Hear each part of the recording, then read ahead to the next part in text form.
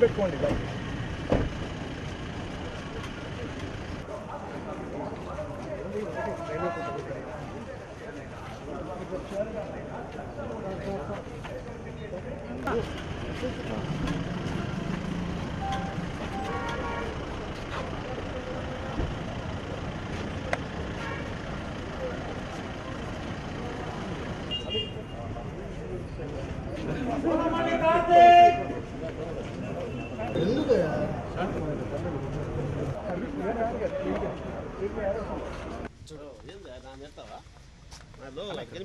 పెట్టుకో వాయిస్ ఆడ పెట్టుకో లేకుండా అసలు ఏం పెట్టాలి లేదు.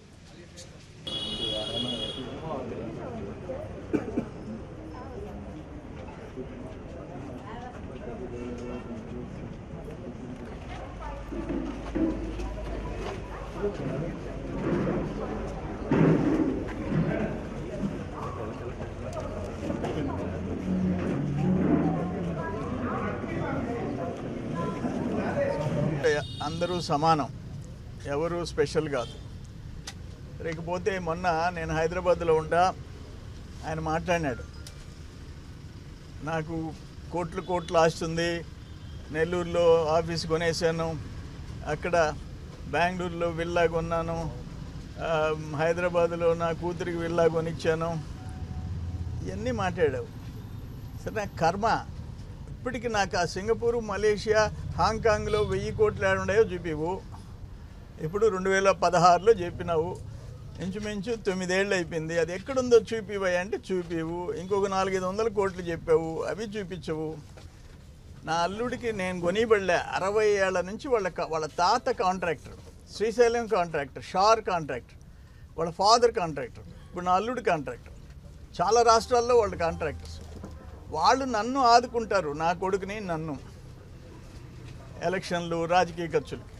వాళ్ళకి నేను విల్లా కొనిచ్చానంటావు. ఒక్క మాట నీ నోటి గుండా నిజం రాదు. నెల్లూరు ఆఫీస్ కొన్నానన్నావు, అది నాకు ఇప్పించేసి. మా వర్మ కొడుకు అక్కడ బెంగళూరులో బాడిగింట్లో ఉన్నాడు, రాజు, అది నేను కొనేసానంటావు. పచ్చబద్ద. నేను స్ట్రైట్గా నిన్ను ఒకటి అడుగుతుండా. March 16 election commission schedule announce చేస్తుంది. ఆ సంగతి 15 తెలుసు. మార్చి 15 రేపు election commission, central election commission 16వ తేదీ ఎన్నికల షెడ్యూల్ అనౌన్స్ చేస్తుంది. రేపటి నుంచి కోడ్ వస్తుంది. మార్చి 15 ఒక జీకేఎస్ కంపెనీ, నీ బినామీ కంపెనీ పేరుతో రామ్దాస్ కంట్రీలో 57 ఎకరాల చిల్లర, ఎకరా 1 కోటి చిల్లర, 1,20,00,000, 1.5 కోటి, లేఅవుట్లు వేస్తే 3 కోట్లు. అర్ధరాత్రి జీవో, అర్ధరాత్రి గవర్నమెంట్ నుంచి నీ అల్లుడి కోసం జీకేఎస్ కంపెనీకి జీవో, దానికి నీ అల్లుడికి సంబంధం లే. జీవో వచ్చిన తర్వాత మిడ్ నైట్ ఆయన సీఈఓ, నీ అల్లుడు సీఈఓ. ఆ తర్వాత అదే రోజు రాత్రి జెడ్ఎంఐఏసి నెల్లూరులో మీకు అది ఆ ప్రొసీడింగ్స్ ఇచ్చేయటం. ఎప్పుడు అంతా మార్చి 15 అర్ధరాత్రి. దానికి ఏం మాట్లాడతావు నువ్వు? 15 లక్షల లెక్కన కొట్టేసావు. ఎంత వాల్యూ? నువ్వు ఎకరా 15 ఇద్దరు రైతులకు కలిపి సగం చేసావు. దానికి ఏం మాట్లాడతావు? 2016లో 6 లక్షలకి మీ వాళ్ళు చెక్కుల మీద. వాళ్ళల్లో కొంతమంది తెలుగుదేశం ఉంటే ముఖం మీద కొట్టా. ఆ రైతులు నా దగ్గరికి వచ్చారు, అయ్యా వాళ్ళు చెప్తే అడ్వాన్సులు తీసుకున్నామని. మీకు బుద్ధి ఉందా, తెలివి ఉందా మీకు?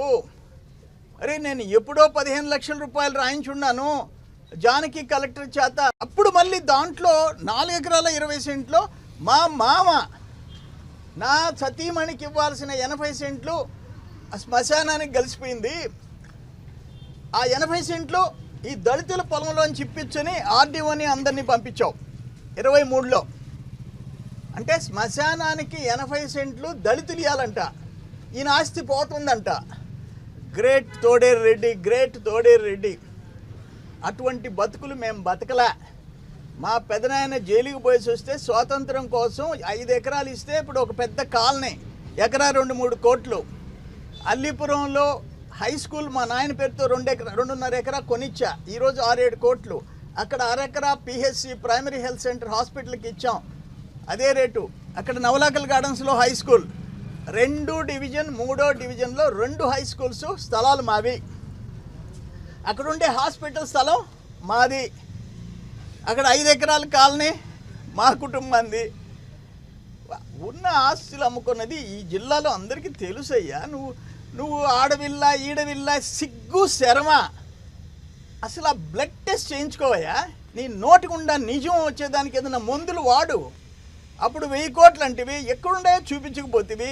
సుప్రీంకోర్టుకి పోయి బెయిల్ తెచ్చుకొని సిగ్గు లేకుండా రోజు నా మీద ఆరోపణలు, నా కుటుంబం మీద ఆరోపణలు చేస్తుంటివి. ఏం చెప్పాలా? నేను ఒక్క మాట అడుగుతుండా, నీ కుమార్తె వాళ్ళు బాగుండాలని కోరుకుంటానే. నువ్వు మాట్లాడుతున్నావు కాబట్టి మాట్లాడు.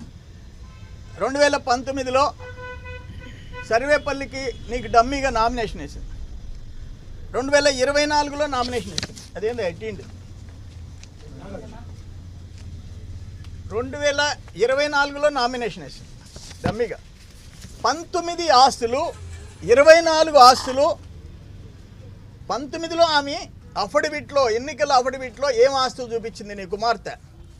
24లో ఎన్ని ఎకరాలు కొన్నది, ఎంత ఆస్తులు పెరిగింది చూపించింది. అంటే రెండో కూతురు కూడా అంతే కదా. నీ కూతుర్లు మాత్రం 100 ఎకరాలు కొనుక్కోవాలా, ఆస్తులు పెంచుకోవాలా. అర్ధరాత్రి 57 ఎకరాలు నీ అల్లుడు ఒక బినామీ కంపెనీకి జీవో ఇచ్చిన తర్వాత ఆయన సీఈఓ అయిపోవాలా. ఆయన 9 కోట్లు ఆయన అకౌంట్లోంచి ట్రాన్స్ఫర్ చేయాలా. మేము మాత్రం ఒకవేళ నెల్లూరులో ఆఫీస్ కొనుక్కుంటే పాపమా? ఒక సినిమా హాల్ అమ్ముకున్నోళ్ళమే, ఒక పవర్ ప్రాజెక్ట్ అమ్ముకున్నోళ్ళమే, సిటీలో ఉండే పొలాలు, మా తాతలు ఇచ్చిపోయిన పొలాలు అమ్ముకున్నోళ్ళమే. ఎంత ఆస్తులు మాకు. అరే 1947 స్వాతంత్రం రాకముందు మాకు ఇంపోర్టెడ్ కారు ఉందయ్యా, ఇంపోర్టెడ్ కారు. నీకు సిగ్గు శరమ లేదు. అప్పుడు నీ ఆస్తులు ఎంత ఉన్నాయో మాకు తెలియదు, ఎంత ఉన్నాయో మాకు తెలియదు. 1962 సినిమా హాల్ ఓపెన్ చేసుకున్నాం. 68లో అల్లీపురం కట్టిన ఇంట్లో ఉండా, అదే ఇంట్లో ఉండా 68. నీ ఆస్తుల గురించి నేను మాట్లాడను. నువ్వు అక్రమంగా నువ్వు సంపాదించి పేదోళ్ళ, ఇప్పుడు ల్యాండ్ అక్విజిషన్ నేను ఒకటే మాట్లాడుతుండా. నువ్వు 57 ఎకరాల గురించి పత్రికల్ని, మీడియాని అందరినీ మాట్లాడేవు కదా, ఏబిఎన్ని, జ్యోతిని, అన్నిటినీ. నువ్వు ఒక్కొక్క నష్టపరిహారం ఎంత ఇప్పించావు, జగనన్న కాలనీలో ఎంత దోచుకున్నావు. ఫర్ ఎగ్జాంపుల్ ఈదూరులో ఎకరా 58 సెంట్లు, బేసిక్ వాల్యూ 6 లక్షలు ఉంది. ఎకరా 22 లక్షలు ఇప్పించావు. 6 లక్షలు ఉంటే 22 లక్షలు ఇప్పించావు. పైనాంపురంలో ఎకరా 30 సెంట్లు, బేసిక్ వాల్యూ 8 లక్షలు, 22 లక్షలు ఎకరాకి ఇప్పించావు. ఇక్కడ బేసిక్ వాల్యూ రామదాస్ కండ్రిలో 15 లక్షలు ఉంది, 15 లక్షలకే తీసుకుంటావు. ఇంచుమించు 50 లక్షలు ఎకరా ఇప్పించవచ్చు. జగనన్న కాలనీలో ల్యాండ్ అక్విజిషన్ పేరుతో ఆ రైతు దగ్గర 10 లక్షలకి మాట్లాడుకొని 20-25 లక్షలు తీసుకొని ఎంత దోపిడీ చేసావో అందరికీ తెలుసు. ఆ ఇళ్ళు పనికి రాకుండా పోయింది తెలుసు. వేల మంది ఇళ్ళు. నీకు నీ లంచాలకి, నీ దుర్బుద్ధికి లిమిట్లే. వాళ్ళ గిరిజనులైనా సరే తాకట్టు పెట్టి నువ్వు డబ్బు తెచ్చుకుంటావు. నువ్వు నన్ను, నా కుటుంబాన్ని గురించి మాట్లాడతావా? మాట్లాడితే ఎప్పుడంటే అప్పుడు ఇదే పనే. నీకు సిగ్గుండబడలే? నువ్వు స్ట్రైట్గా చెప్పు. 5 ఏళ్ళు నువ్వు అధికారంలో ఉండవు. మార్చి 16 ఎలక్షన్ కోడ్ అమల్లోకి వచ్చింది. మార్చి 15 అర్ధరాత్రి నీ అల్లుడికి 57 ఎకరాలు దానం చేసావు. ఎవడబ్బా సొత్తు అది? 15 లక్షలకి ఒక హైవే, ఒక పక్కన national highway Chennai Calcutta road, ఒక పక్కన కృష్ణపట్నం పోర్ట్ రోడ్డు, 2 హైవేలు. వెనక 120 ఎకరాలు ఉంటే ఫస్ట్ 57 ఎకరాలు నాకు కావాలా, తలా 6 ఎకరా తీసుకో అంటే హైవే ఫేసింగ్, దానికి రేట్ రావాలా. ఇటువంటి వ్యక్తులు ఈరోజు మమ్మల్ని ముద్దాయిలు చేసి ఎన్ని కేసుల్లో ఉండానో నాకే తెలియదు, ఎన్ని వాయిదాలు తిరగాలో నాకే తెలియదు. సిగ్గు శరమ ఉండాలా. అది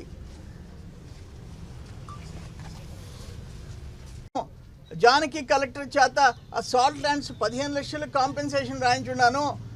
ఎప్పుడో 7,000 ఎకరాలకి 7,70,000 ఇప్పించున్నాను. పోర్టు రిలయన్స్ వాటికి 6 లక్షలకి హైవే పక్కన కృష్ణపట్నం రోడ్డు పక్కన ఎట్ట అడ్వాన్స్ తీసుకుంటారు అని చెప్పి వెనక్కి ఇచ్చేయమని చెప్పి పంపించా. తర్వాత 16 కదా, 17, 18, 19 నేను మంత్రిగా ఉన్నాను కదా, నేను కొట్టేయాలనుకుంటే కొట్టేయకూడదా? అటువంటి అలవాట్లు లేవయ్యా. వావులేటిపాడులో నీ దగ్గర ఫెన్సింగ్ పగలగొట్టి 4 ఎకరాల 20 సెంట్లు 7 మంది దళితులకి ఇప్పించానే, ఎంత? దాదాపు 25 కోట్లు. ఈరోజు ఆ పక్కన మొత్తం 10 ప్లాట్లు డిటిపిసి లేఅవుట్ ప్లాట్లు సివిల్ కేసులో మిమ్మల్ని ముద్దాయిగా చేసి కోర్టు చుట్టూ తిరుగుతున్నావు. నీకు సిగ్గు శరమ లేదు. అప్పుడు మళ్ళీ దాంట్లో 4 ఎకరాల 20 సెంట్లో మా మామ నా సతీమణికి ఇవ్వాల్సిన 80 సెంట్లు శ్మశానానికి కలిసిపోయింది. ఆ 80 సెంట్లు ఈ దళితుల పొలంలోంచి ఇప్పించని ఆర్డీఓని అందరినీ పంపించావు 23లో. అంటే శ్మశానానికి 80 సెంట్లు దళితులు ఇవ్వాలంట. ఈయన ఆస్తి పోతుందంట. Great Toderu Reddy, great Toderu Reddy. అటువంటి బతుకులు మేము బతకలే. మా పెదనాయన జైలుకి పోయేసి వస్తే స్వాతంత్రం కోసం 5 ఎకరాలు ఇస్తే ఇప్పుడు ఒక పెద్ద కాలనీ, ఎకరా 2-3 కోట్లు. అల్లీపురంలో హై స్కూల్ మా నాయన పేరుతో 2.5 ఎకరా కొనిచ్చా, ఈరోజు 6-7 కోట్లు. అక్కడ 1/2 ఎకరా పిహెచ్సి ప్రైమరీ హెల్త్ సెంటర్ హాస్పిటల్కి ఇచ్చాం, అదే రేటు. అక్కడ నవలాకల్ గార్డెన్స్లో హై స్కూల్, 2 డివిజన్ 3వ డివిజన్లో 2 హై స్కూల్స్ స్థలాలు మావి. అక్కడ ఉండే హాస్పిటల్ స్థలం మాది. అక్కడ 5 ఎకరాల కాలనీ మా కుటుంబంది. ఉన్న ఆస్తులు అమ్ముకో